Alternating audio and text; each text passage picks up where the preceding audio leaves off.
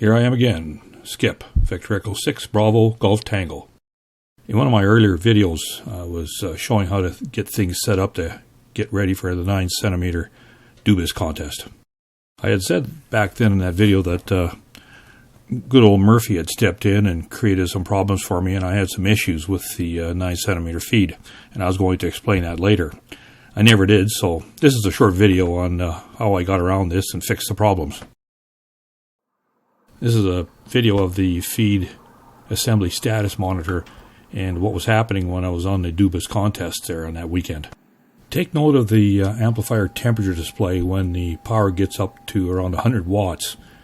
You'll see it go from a positive value to a large negative value in temperature. I've used this amplifier assembly in this fashion for 3 or 4 times now over the last couple of years, and this is the first time that this has ever happened. In that previous video, it really doesn't show what really happened. That temperature screw-up was actually shutting everything down. The PIC monitoring circuit would see it and send a fault message to the sequencer and turn everything off. This next video is a simulation of what was happening because I wasn't recording it at the time. To do the simulation, I'm not really transmitting. I'm just going to fake out the temperature probe by disconnecting one of the wires going to the sensor. There you can see the temperature went to a negative 73 and the temperature alarm indication came on the screen. And this is supposed to happen if the temperature goes over the temperature set point, but not in this situation. So that it shuts down the sequencer, which the sequencer then shuts off the transmitter. So there's no way I could get on the contest to do any transmitting. This is a simplified block diagram of the control circuit, the PIC monitoring circuit out on the dish, and then the sequencer in the shack. The only thing that was new to this circuit was the new RF detector diode. For some unknown reason now, RF appeared to be getting inside the PIC enclosure box and affecting the analog input to the PIC that was connected to the temperature sensor. The PIC monitoring circuit looks at the temperature sensor, and if the temperature is within the set point or below the set point of the high temperature, it will allow everything to go into transmit.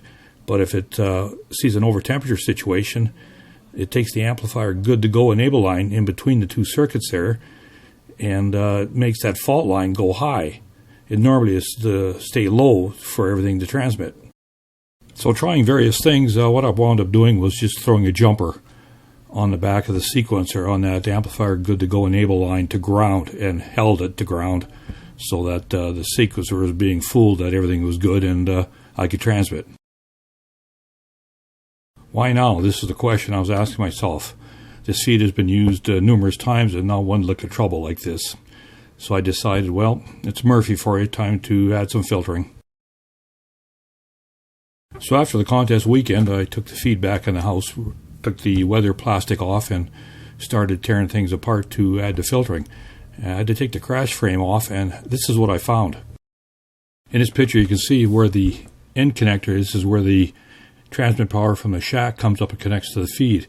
It's welded to the crash frame, and then there's this piece of semi-rigid line that goes around over to the right side of the input modules.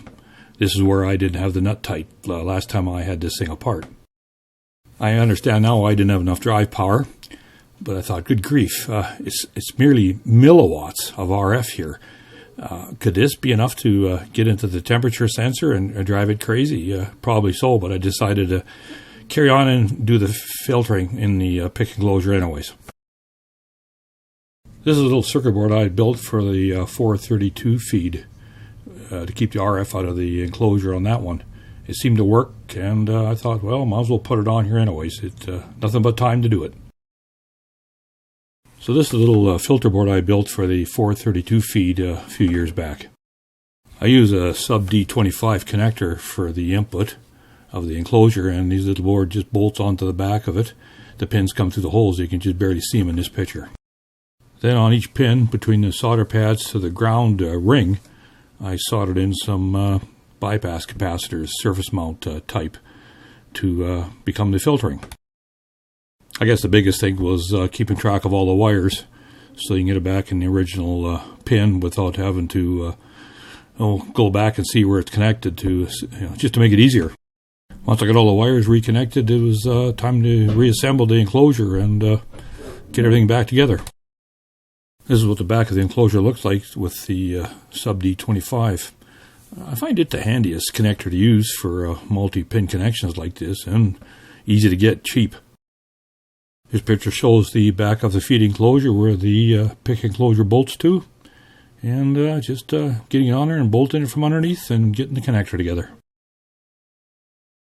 Another modification I wanted to try and do for this feed assembly was get better air cooling for the amplifier.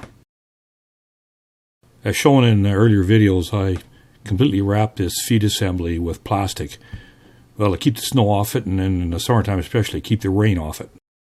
The amplifier and the control circuitry are pretty well exposed, so you don't want water pouring in there. And needless to say, though, with the plastic wrapped around like that, there's just no air getting to the amplifier for cooling. This picture shows the heatsink on the amplifier and where the fan's located, so when the plastic is wrapped around it, it's pretty well blocking off the exhaust part of the cooling fins. Cool air comes from the front of the feed assembly when it's covered up where the feed horn itself is poking out, but there's just no way for the air to exhaust. When it was minus 15 when I was doing this last test, the amplifier heated up and it just would never cool down. There had to be a way to exhaust the air from the amplifier. So once again, it's back to the workshop. The gray matter above my shoulders came up with a good idea. So the idea was to have some kind of an air duct, some kind of a pipe or a square tube that would easily strap to the side of the amplifier heatsink and route the air out through the side through the plastic covering that I wrap it with for weather.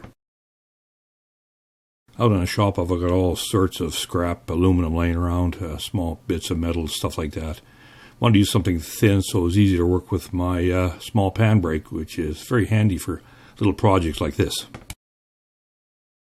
So all the pieces cut out, I clamped it all together, and I was using JB Weld, that Wonder Glue, for putting metal together. This stuff is way too thin to try and weld. I don't own a TIG welder, so it worked well. Just got to keep it clamped for 24 hours. So this is what I came up with. A little messy with the JB Weld, but it holds together well. Had to do a little sanding here and there to clean it up a bit, but this is the new air duct. So here's a picture of it attached to the side of the amplifier itself. A single 440 bolt that's already in the amplifier holds the new air duct to the side of the amplifier. The new air duct has a small flange that goes underneath the amplifier of the heatsink itself and catches the air so it doesn't recirculate around into the fan, and so it catches most of it and goes out the exhaust pipe of the air duct. A nice small hole was cut in the plastic wrap and it slides over the air duct just right. So now the air has somewhere to go. And I'll just put some tape around it for now. I'll probably build a better wrap for it here eventually, but testing it proved it worked well. There's good airflow coming out of that thing now. This last picture, you can see that the air comes into it from around the feed horn in the opening at the front of the feed assembly. Well, I guess about the only thing left is to hook it up and try it out. This is where old Murphy just about bit me again. I don't know if I can actually believe this, but the night before when I had their feed all wrapped up in plastic, I forgot to check that SMA nut again, and sure enough, I thought of it while I was laying in bed that night. I took a look the next morning, and it was not connected, so I wrapped tape around the crash bar with a nice orange piece of indication to remind me next time I have this thing apart. Unbelievable. This is what it looks like mounted on the feed. My one concern was the air duct missing all the clamping bolts just underneath it. And one of them I can get to, but that's not a problem. It's got enough clamping power with the rest of the bolts. It was a nice warm day, so let's give it a whirl, see what happens, see how it works. So back in the shack again, and we're looking at the sequencer status screen for the 9cm amplifier setup. And we'll get it switched over into automatic mode and get it transmitting.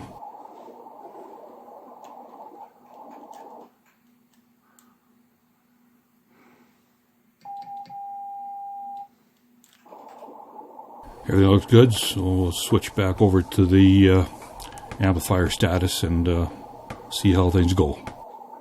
I switched over to the set points page. I want to make sure the auto fan off and different set points are set right, just for the test. The amplifier temperature shows at about 15 degrees positive centigrade. It's not that warm out there, but that's just the sun coming through the plastic again. So we'll start transmitting and pay attention to the amplifier temperature and watch it slowly climb.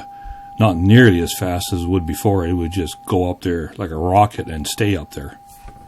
Looking good so far. Before, at about this time of transmitting, the thing would be well over 30 degrees and climbing. It looks like it's going to settle in there right around the mid-20s, which is kind of nice. Good to see.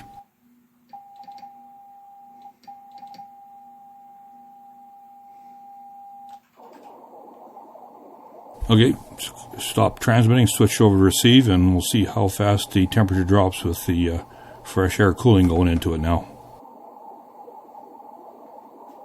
This is much better. I should have had the fan set point down lower to keep the fan on to really watch it go down, but this is proving that it works.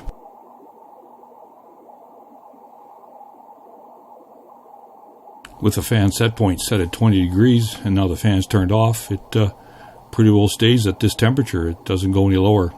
So cooling is a trick. You got to have good airflow.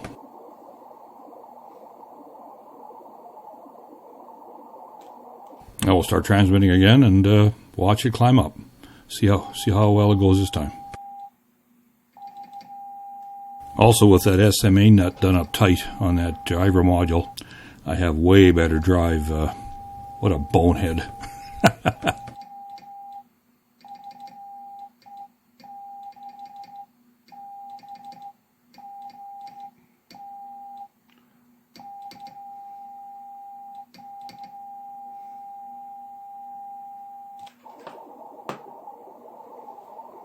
Well, that proves it that it's going to work much better with the air duct coming out the side. I'll have to do this with the 6-meter amplifier also, because it gets used more in the summertime and it really gets hot. So it's a good sign. I mean, it's not rocket science. Everybody knows you got to have good airflow to keep things cool. So there you go. Another test done.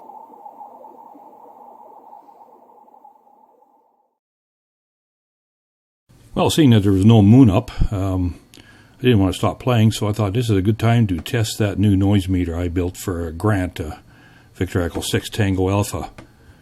Get it hooked up and check it out, see how it works compared to the one I was using. So the first test is the resistor terminator on the receive preamp isolation relay. So with the meter on the 10 dB scale, we'll zero the meter. Then I'll switch the sequencer into manual mode and flip the relay switch. And there's the increase of the resistor noise. It's not quite 6 dB over the zeroing out against the cold sky noise.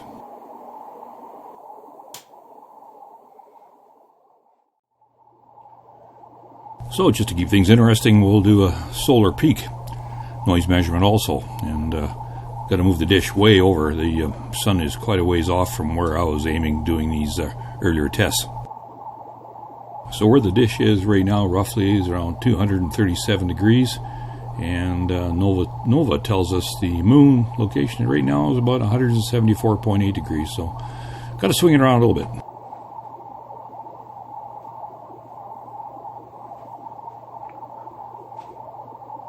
Both elevation and azimuth are in high speed mode, which I guess is fast enough for a dish this size, but it's getting there. Interesting to watch it on the closed circuit television camera like this at the same time. Oh, I see the elevation just switched out of high speed into medium speed now. The azimuth drive has still got, anywhere from 35 to 40 degrees yet to travel.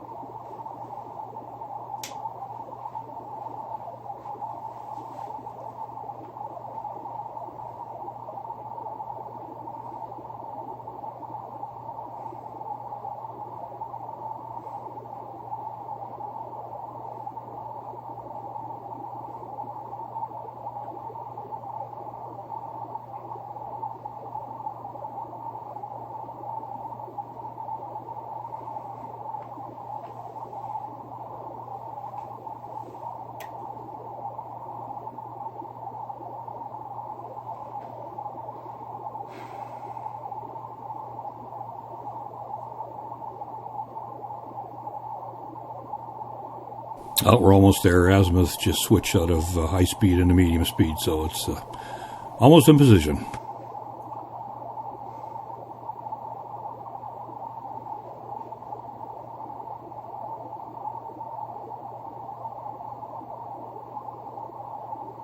Both your eyes are shut down, so we're in position of the sun.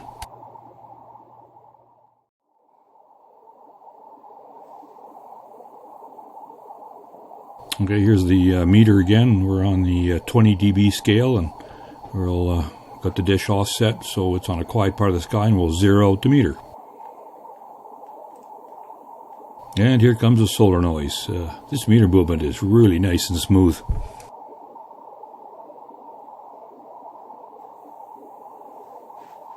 Oh wow, it's going way up there. The solar flux index must be quite high. You have to check on that. So I'll do a little peeking back and forth. I believe I'm doing the elevation first. I'm just tweaking the offset values on the dish drive. They're in 0.1 degree increments. So it can miss it sometimes.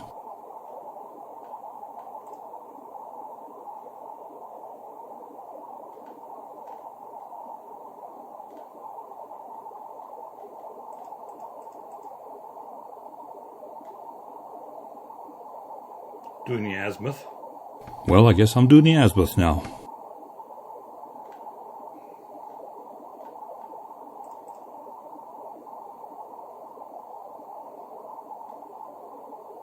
Yeah, and that's just about where she peaks out at. So it's, right around 17.25, we'll say, dB noise increase over the cold sky. Not bad. This is a beautiful meter. It's got a gorgeous, huge meter movement, and it's real easy to watch. So that's the end of that one. So once again, that wraps up another one. Hope it isn't getting too repetitious, but it's some interesting points. So thanks for looking. 73s from Victor Echo 6 Bravo Golf Tango.